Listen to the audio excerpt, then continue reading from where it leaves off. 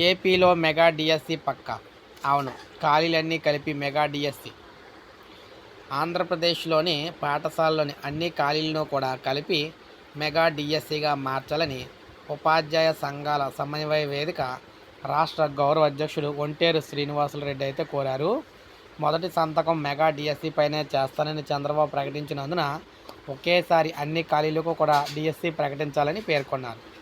ఆదర్శ ప్రాథమిక పాఠశాలలోనూ కూడా ఎస్జిటి, భాషోపాధ్యాయ, వ్యాయామ ఉపాధ్యాయుల పోస్టులు భర్తీ చేయాలని చెప్పేసి విన్నవించారన్నమాట.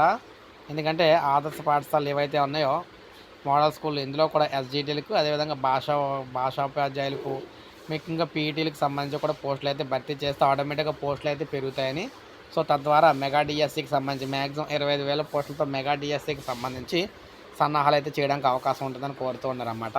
సో ఎవరైతే మెగా డిఎస్సి 25,000 పోస్టుల కోసం ఎదురు చూస్తున్నారో వారందరూ కూడా ఒక లైక్ చేయండి. సబ్స్క్రైబ్ చేసుకోకపోతే మన ఛానల్ సబ్స్క్రైబ్ చేసుకొని ఫాలో